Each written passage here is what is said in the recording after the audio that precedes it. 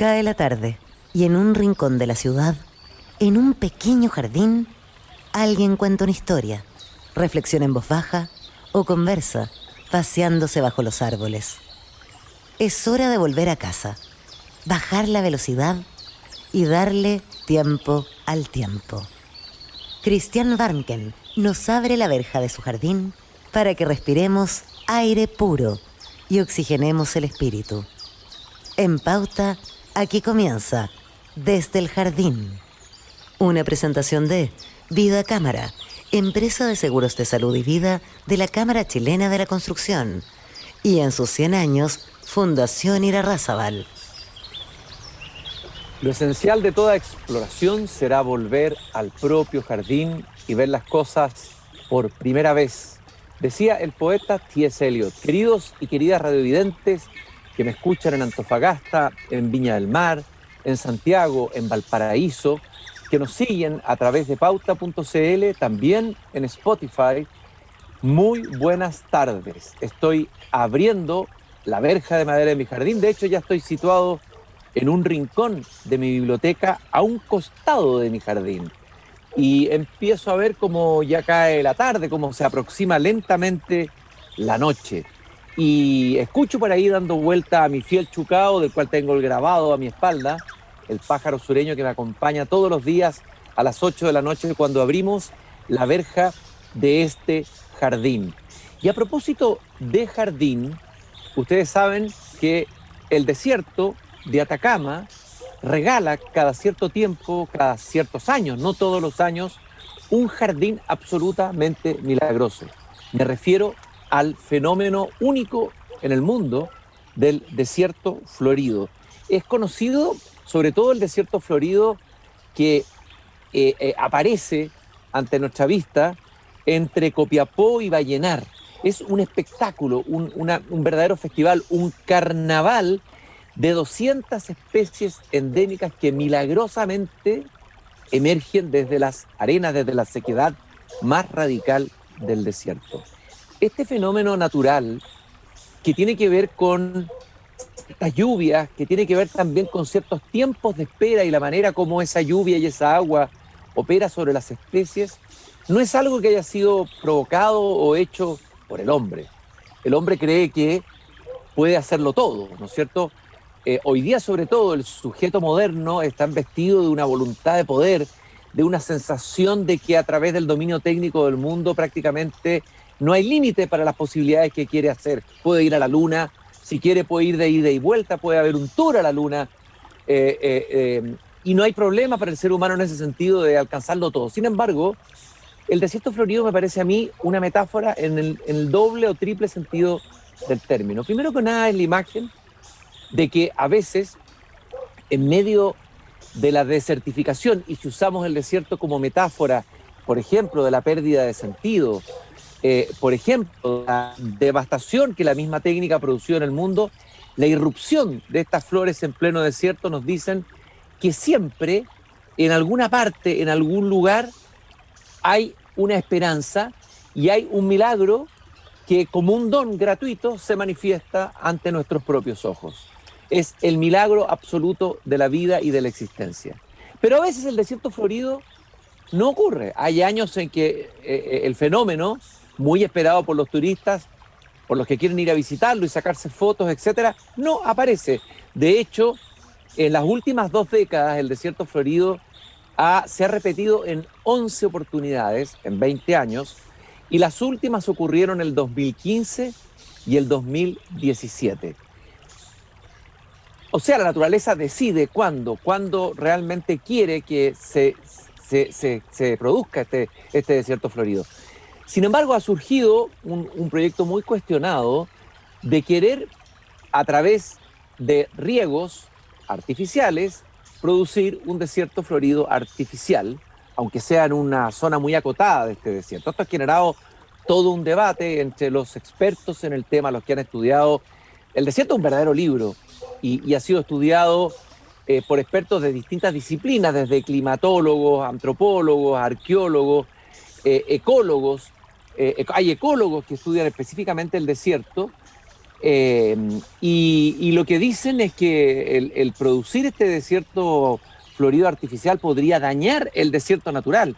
Y lo que hay que aceptar es que este es un don gratuito de la naturaleza y que esta desmesura de querer generar un desierto propio, artificial, que casi compita con el otro, es un absurdo que además podría afectar a las especies, a las maravillosas floras que florecen en el desierto. Creo que aquí hay un tema que es, por un lado, desde el punto de vista literal, lo que pasa con un desierto natural que es afectado artificialmente, pero por otro lado como una metáfora de que no todo lo puede el hombre. Es decir, el poderío y la voluntad de poder de este sujeto moderno que cree poder manejar el mundo completamente, tiene límites.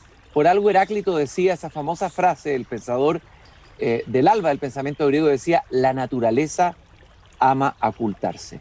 Y otra noticia que también nos viene del norte, algo está pasando en el norte, las energías se están moviendo hacia allá, la tensión, una noticia, claro, mucho más grave tal vez que esta que acabo de comentar, acaba de ocurrir con la oleada migratoria que está entrando por nuestra porosa frontera, particularmente por la frontera del norte, y ha producido ese hecho tan comentado ya en todas partes, en las redes sociales, los medios de comunicación, esa marcha de personas de Iquique y iquiqueños, que termina finalmente en actos muy violentos y muy deplorables contra los inmigrantes. Pero el tema es extremadamente complejo, más que emitir un juicio moral, lo han emitido todas, desde el presidente de la República, observadores internacionales. Tal vez nos interesa, nos faltan elementos, o me faltan elementos para comprender, mirar este fenómeno migratorio que está ocurriendo en Chile, cuál es el impacto que podría tener en la política, que podría tener en la política interna, digo, que podría tener en el largo plazo a la luz de otros golpes, por decirlo así, o estallidos, no sé cómo llamarlo, o desbordes migratorios que han ocurrido en el último tiempo en el mundo, cómo lo han enfrentado distintos gobiernos. ¿Y quién mejor que para explicar este fenómeno, este hecho político, geopolítico, humano, que tiene muchas dimensiones, que Raúl Sor, sociólogo, periodista, analista internacional, doctorado en la London School of Economics, ha escrito en el Guardian, en el Time, en varios medios internacionales, también en medios nacionales, ha escrito variados libros, hemos comentado varios de ellos en el Jardín, no solamente libros geopolíticos, como por ejemplo Claves para entender la guerra, sino también novelas como La muerte rosa. Muchas gracias, Raúl, por venir a pasearte un ratito aquí por mi jardín esta tarde. Hola, ¿qué tal, viejo? Un placer siempre.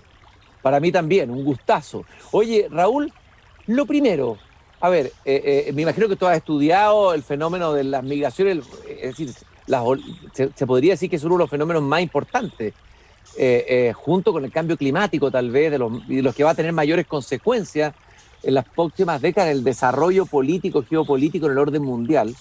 ¿Cómo miras lo que ha ocurrido aquí en Chile, con los antecedentes con que tú cuentas? ¿Cómo lo observas? Si la comparas con otras situaciones análogas a parecidas que han ocurrido en Europa y en otros países del mundo. Fíjate que veo una diferencia en lo que ocurrió en Iquique. Me llamó profundamente la atención porque yo viví mucho tiempo en Londres.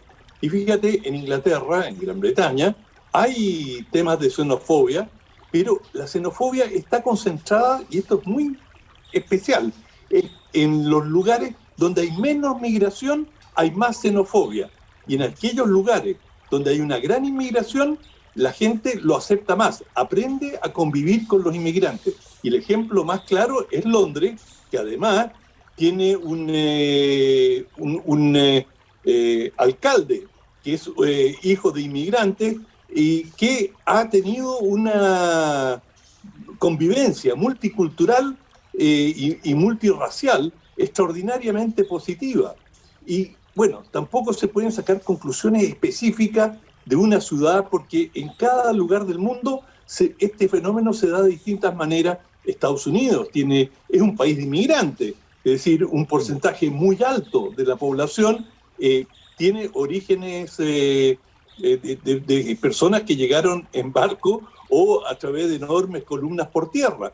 Y de manera que cada país tiene una cultura y una historia particular.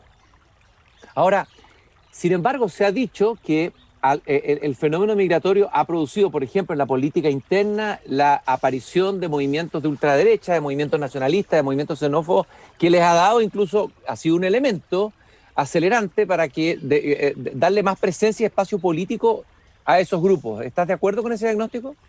Mira, no he visto un estudio específico sobre el impacto político de la migración en Chile. Lo que te puedo decir en Europa, y yo estudié el tema en Francia, que hay tantos sentimientos xenófobos en la izquierda como en la derecha. Por cierto, yo diría que hay mucho más en la derecha, pero en la izquierda, por ejemplo, en lo que eran militantes del Partido Comunista en Francia, que ya dejó de existir como una gran entidad política, pero mucho de lo que era la base obrera del Partido Comunista tenía sentimientos xenófobos muy grandes. Y aquí te quiero hacer una precisión que yo creo que es muy importante. Está el racismo, aquellos que piensan que un grupo, una raza, un pueblo es superior a otro y que por lo tanto tiene el derecho a discriminarlo. Y esto es algo que existe y ha sido muy fuerte en las extremas derechas. Eso no es un fenómeno que se da en la izquierda. Sin embargo, la xenofobia, es decir, el rechazo al extranjero, se da en forma bastante más horizontal en la izquierda y en la derecha. Más en la derecha, pero hay un temor en muchos sectores de la población a la venida de extranjeros, que sienten que hay una pérdida de identidad nacional, que llega gente que tiene otras comidas, no están acostumbrados a sus olores, y hay problemas, por ejemplo, muy profundos de género. En Alemania, uno de los grandes problemas con la inmigración es que, sobre todo, aquellos que profesan el Islam, los padres de familias islámicas no tienen mayores problemas que sus hijos salgan con chicas cristianas, digamos, nacidas en Alemania y cristianas, pero tienen mucho problema que puedan tener relaciones con jóvenes alemanes. Entonces, además de esto, importante, fíjate, uno de los grandes problemas cuando la señora Merkel dejó a partir del 2010 entrar a cerca de 1.700.000 inmigrantes, fue una ola enorme, especialmente proveniente de Siria. Uno de los grandes problemas fue en la ciudad de Colonia, un grupo de inmigrantes fue a, digamos, como se dice coloquialmente, a jotear o a piropear a chicas, y eso culturalmente es inaceptable. Por cierto, desde el punto de vista de la cultura feminista, que es muy fuerte en Alemania, esto se sintió, no es que se sintió, es una agresión intolerable. Y esto hizo cambiar la dirección del viento de una recepción muy favorable por parte del grueso de la población alemana a un... Porque esta discusión que se da antes de cultura islámica principalmente es un tema de ficción, de manera que en cada país esto toma visos diferentes. Estoy conversando con Raúl Sor. Hay unos pequeños problemas de señal, Raúl. De repente se corta tu imagen y se escucha entrecortado lo que estás diciendo. A lo mejor podrías tratar tal vez de que conversáramos sin imagen para poder escuchar mejor tu audio. Puede que ahí se concentra la señal en el audio más que en la imagen, porque hemos tenido problemas de recepción. Estoy conversando con Raúl Sor, sociólogo, periodista, analista internacional. Estamos hablando sobre el fenómeno de la inmigración, tratando de darle un contexto mayor y más internacional. Tú hablabas de la política de migración, de la manera de enfrentar la inmigración del gobierno de Angela Merkel. ¿Qué características tuvo esa política? ¿Cuán exitosa fue y cuáles problemas presentó, Raúl? Mira, Alemania necesita inmigrantes. Se calcula que Alemania necesita 500.000 de inmigrantes cada cierto periodo de tiempo para mantener una estructura razonable de lo que se conoce como la pirámide etaria, es decir, de que tú tengas una cantidad de jóvenes en relación a las personas de tercera edad, y Alemania está necesitando una inyección de personas jóvenes, y la tasa de natalidad no cubre esa necesidad. Por lo tanto, requieren de inmigración y muchos países requieren inmigración. Fíjate que cuando llegó la gran inmigración extranjera a Europa, no llegaron porque los inmigrantes buscaban mejores condiciones en Europa. Habían compañías, empresas que se especializaban en ir a buscar, especialmente en el norte de África, en Argelia, en Marruecos, ir a buscar trabajadores inmigrantes. Gran Bretaña los fue a buscar a Jamaica, al Caribe, a India, en sus ex colonias, porque terminada la guerra, faltaba mano de obra para la reconstrucción europea. Algunos países optaron por asimilar hasta donde les era posible a esta población y la gran mayoría se ha asimilado.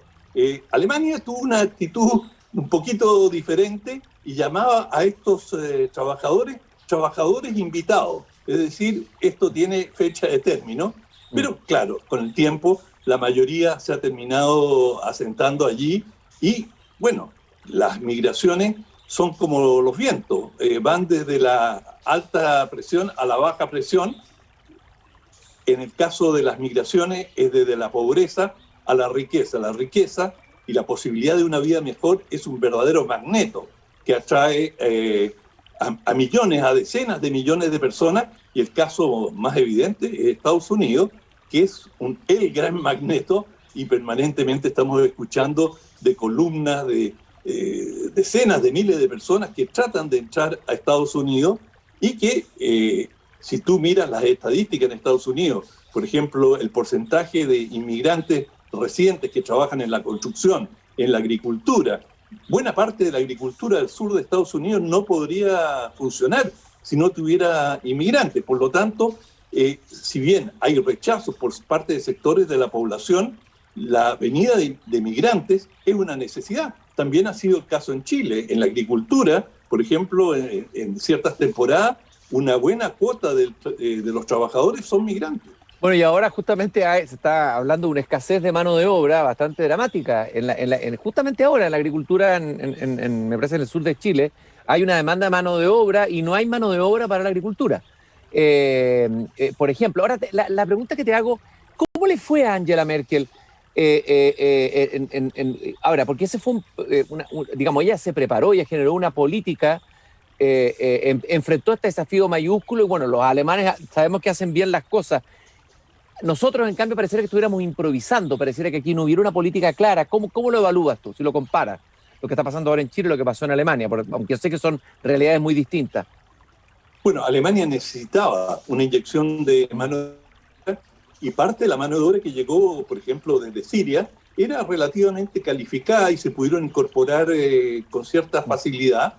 Otro, por ejemplo, la inmigración que proviene de Afganistán es muy diferente, tiene un estándar educacional muy bajo y eso, por supuesto, influye en la capacidad de adaptación de los recién llegados.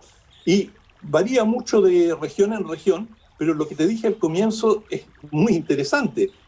Las regiones que tienen más experiencia con inmigrantes son las que mejor los reciben. Por ejemplo, en el caso de Alemania, Alemania Occidental había estado abierta a la inmigración siempre y por lo tanto asimilaron mucho mejor a los inmigrantes con menos racismo, con menos xenofobia. En cambio, la República Democrática Alemana, es decir, el régimen comunista que gobernaba una mitad de la Alemania durante la Guerra Fría, es decir, hasta los años 80, tenía muy poca inmigración y había mucho más racismo, mucho más xenofobia en la República, en lo que fue la República Democrática Alemana. Es decir, hoy día la mayoría de los incidentes racistas que ocurren en Alemania corresponden a lo que fue Alemania del Este, es decir, la Alemania que tuvo un gobierno comunista, porque la gente no tenía ninguna experiencia, ningún roce. Y en el rechazo al inmigrante influye mucho el miedo, el rechazo a lo desconocido, a las personas que se visten de otra manera, que tienen otra religión, que, por ejemplo, yo cuando vivía en Londres, una de las grandes fricciones que se vivían ahí a nivel cotidiano era que los inmigrantes en el caso de Londres, eran inmigrantes caribeños. y ellos hacen mucha vida social en la calle, es decir, frente a sus casas, y la cultura de los ingleses, a las 7 de la tarde están todos en sus casas, cierran las cortinas y la vida se hace al interior de las casas, los departamentos. Y esto que hubiera gente en la calle, con radio, escuchando música, hablando en voz alta, les causaba un tremendo malestar. Entonces estas son fricciones culturales, no es que uno piensa que una raza es superior a la otra, simplemente hay costumbres que a uno les molestan. Pero esto, te quiero decir, es muy profundo porque, fíjate, los barrios en que había mucha inmigración, rápidamente bajaban el precio de las viviendas. O sea, el daño patrimonial que te puede causar la inmigración es grande. En los colegios bajaban de nivel. En Europa, en buena parte de Europa, tú no puedes mandar a tus hijos donde tú quieres, al colegio que tú quieres. Tú tienes que mandarlo en tu municipio, en tu municipalidad tienes que matricular a los niños, no te puedes ir a otro lado, o si no te tienes que cambiar de casa. Bueno, llegan niños con menos capital cultural, que tienen dificultad para leer, hablan mal el idioma, están recién llegados, y eso le baja el nivel al colegio. Y eso, por supuesto, le importa a los padres. Entonces hay una serie de factores culturales que influyen en la xenofobia. Oye, pero Raúl, ahora el caso de Chile, bueno, primero llama la atención la violencia con la que termina esta manifestación. Nuestro país se ha vuelto bastante violento en el último tiempo, la violencia parece que es un tema transversal. En el estallido también apareció esa violencia, apareció cuando tuvimos el fenómeno del terremoto, los desbordes. Ahora ha habido como síntomas de una sociedad que tiene la violencia un poco guardada adentro y que de repente cada cierto tiempo por distintos motivos estalla. Eso es lo que uno podría observar, no es un análisis, es una simple observación. Pero lo que te quería preguntar, la diferencia es que, claro, Alemania es un país desarrollado, un país que a lo mejor tiene una economía más sólida, se dice que es como la locomotora de la economía europea, y Chile, digamos, viene saliendo de un estallido social donde había expresado un malestar frente a varias, incluso un malestar frente al mercado, pero también frente al Estado, frente al funcionamiento de los servicios públicos, la salud, etcétera, etcétera, etcétera. Entonces, de alguna manera, el hecho de que venga esta oleada migratoria tal vez produce miedo en una parte de la población, una parte de la clase media, que siente que su situación es precaria, que está recién saliendo de la pobreza, que está en una línea muy frágil, y a lo mejor siente una amenaza en eso. ¿Y cómo lo relacionarías tú, tal vez con el malestar que venía desde el estallido, con esto? Bueno, en todo caso hay que señalar de que esto fue un grupo relativamente pequeño, muy violento. Esto lo podemos asimilar casi a un pogromo, es decir, a un ataque, y la quema de las carpas y el daño que le ocasionaron a los inmigrantes es realmente algo que parte el alma y que fue un hecho repugnante que, claro, cualquier persona con algún sentido de humanidad va a rechazar inmediatamente. Pero de todas maneras fue un grupo muy pequeño, y muchas veces pasa también en Alemania.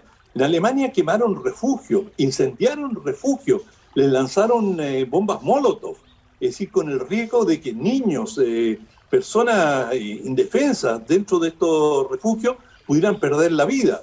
Bueno, eso, pero de allí a pensar de que en Alemania hay una mayoría, lejos de eso. Incluso en las últimas elecciones, el domingo pasado, el grupo más xenófobo, Alianza, digamos, Alternativa para Alemania, bajó su votación. Se pensaba que era un movimiento que venía en crecimiento. Bueno, se estancó e incluso bajó.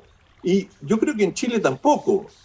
A mí me ha admirado la generosidad y la apertura de la recepción que han tenido los inmigrantes hasta este momento. Dado los volúmenes de los inmigrantes, yo diría que Chile ha tenido una muy buena recepción a los inmigrantes, y desde el punto de vista de la población, y también desde el punto de vista del Estado, el abrirle las escuelas, en garantizarles salud.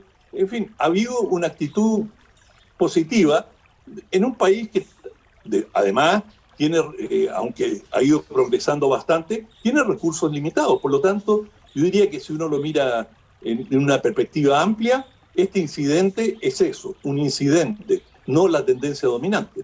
Ahora, la frontera de Chile es bastante larga, ¿no es cierto? Yo decía por eso, o sea, bueno, esto lo vimos en el norte, pero esto puede empezar a pasar en otras ciudades. ¿Qué piensas tú? ¿Cómo hay que regularlo esto? ¿No hay que regularlo? ¿Cuáles son otras experiencias donde a lo mejor ha habido más regulación en algunas, en otras no, modelos intermedios? Si hiciéramos hacer un análisis somero de las distintas maneras de... Porque han planteado distintas posturas, con los distintos candidatos presidenciales han planteado su mirada, algunos son más laxos en la apertura a recibir, otros plantean poner más límites.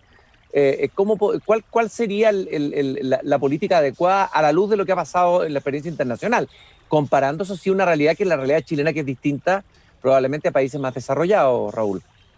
Sí, en Europa, en Francia, tuvieron en algún momento un referéndum para dotarse de una constitución y la campaña, la derecha, se opuso a una apertura a la migración y usaron como figura, como ejemplo, lo que llamaban el gaffiter polaco. Y con eso querían tipificar la competencia desleal que tienen los trabajadores inmigrantes hacia los locales, porque están dispuestos a trabajar por menos y por lo tanto le quitan trabajo a la población local.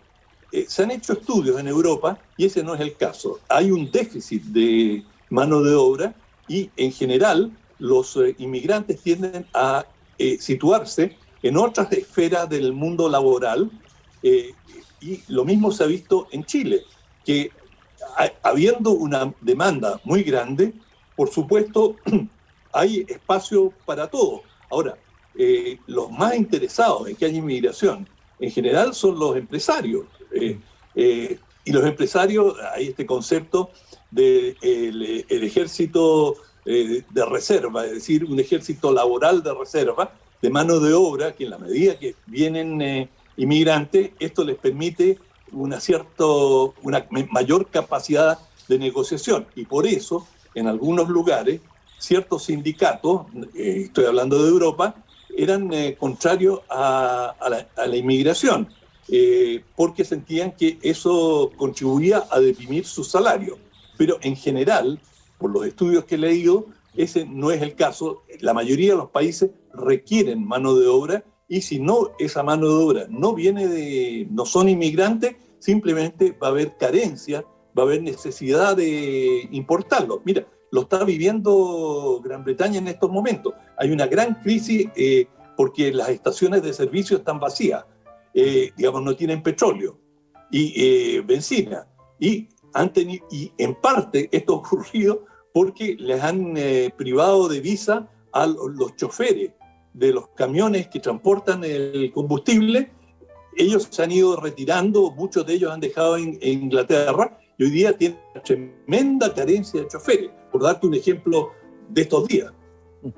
Ahora, también un problema que se desnudó, se develó de manera más visible a partir del estallido fue el problema urbano. O sea, hay ciudades, particularmente Santiago, que tiene déficit de vivienda, que tiene barrios que no cuentan con calidad de servicio como otros barrios, hay desigualdades flagrantes, etcétera. Unas ciudades, digamos, que no están preparadas tal vez para recibir una masa de habitantes si llegaran en cantidad más grande. Es un elemento que habría que considerar, ¿o no, Raúl? Seguro, absolutamente eso es así.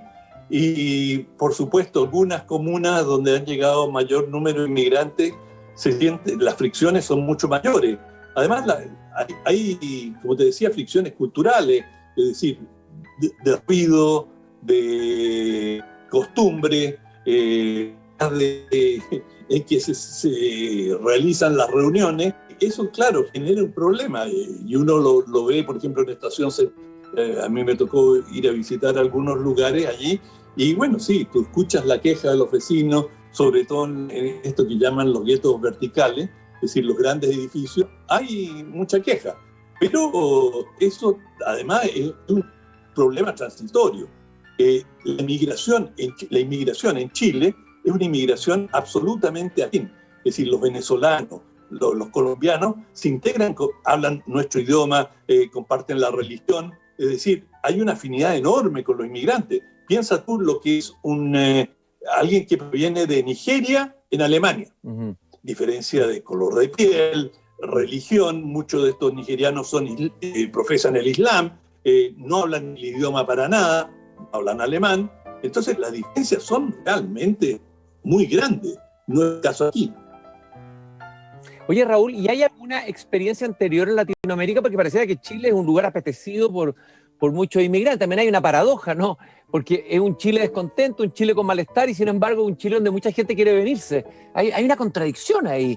No sé si tú la ves, digamos. O sea, un país que estaba muy descontento, particularmente ante la pandemia. La pandemia de alguna manera, postergó ese malestar que según muchos analistas estaba presente en la sociedad chilena. Y sin embargo, ese país donde hay un tremendo malestar, o aparentemente un gran malestar de la ciudadanía, sin embargo, un país donde quieren venirse muchos otros latinoamericanos, por ejemplo. Bueno, a eso te puedo decir una sola cosa, todo es relativo. Si tú estás en Venezuela y no hay alimento y hay cortes de electricidad en forma regular y las cosas no funcionan, por supuesto que tú te vienes acá y nosotros estamos llenos de críticas a cómo funciona nuestro país, pero llegas a Chile y es el paraíso, todo es relativo. Pero es relativo también, en algún momento Venezuela fue el paraíso para los chilenos y muchos chilenos fueron a Venezuela, a Colombia y a otros países, y a la inversa ahora vienen muchos colombianos. Esto tiene altos y bajos y son como las mareas, van y vienen. Durante mucho tiempo la panacea para los chilenos era Argentina y todos viajaban a Argentina y era el gran país. Y hoy día las cosas están bastante más equiparadas, ¿verdad? Raúl, ¿y tú eres optimista entonces en esto? ¿No? Porque algunos están emitiendo juicios catastrofistas, que si esto no se controla, no se para, puede derivar en una crisis gigantesca, puede generar problemas sociales, políticos. ¿Cuál es tu mirada? ¿Es optimista entonces por lo que entiendo y por lo que acabamos de conversar? Absolutamente optimista, pero requiere de mucho más intervención del Estado, de los municipios. Es decir, esto no se arregla solamente que lo defina el mercado, por así decirlo. Uh-huh. Es decir, esto se ajusta, es la oferta y la demanda. No, esto requiere de una atención importante. Los inmigrantes requieren de ayuda. Hay que tener una política habitacional, una política educacional y tener en cuenta que muchos de ellos van a ser chilenos y que muchos de ellos se van a quedar aquí, como ha ocurrido con tantos chilenos que en el pasado han emigrado y finalmente han hecho su vida en otros países. Y eso es algo normal y deseable, es decir, un mundo abierto, un mundo en que la gente pueda vivir donde se siente mejor y donde tiene la mayor dignidad. Raúl, yo te quiero agradecer este paseo por el jardín. Ya son las 8:32. Estamos un poquito pasados, pero siempre es muy interesante y muy grato conversar contigo. Raúl Sor, sociólogo, periodista, analista internacional. Gracias por, yo creo, esta luz, esta mirada tuya más optimista que creo que hace bien en medio de toda primero una reacción exacerbada, una reacción violenta, cosas que se dicen en las redes sociales. Hay que colocar en contexto esto que está ocurriendo y mirarlo con una distancia y con una perspectiva que es la que tú tienes. Muchas gracias, Raúl, por haber estado hoy día aquí caminando conmigo en el jardín. Un gusto caminar contigo en Isla Negra y aquí. Un abrazo. Sí, nos encontramos con Raúl en Isla Negra. En otro jardín nos encontramos. Gracias, Raúl. Nos vemos pronto. Yo cierro ahora la verja de mi jardín. Y siempre les digo, al finalizar esta emisión, la frase de Voltaire, el padre de la tolerancia, en su libro Cándido: hay que cultivar el propio jardín. Nos encontramos mañana nuevamente acá a las 8 de la noche en Pauta, cuando vuelva a abrir la verja de Desde el Jardín. Hasta mañana.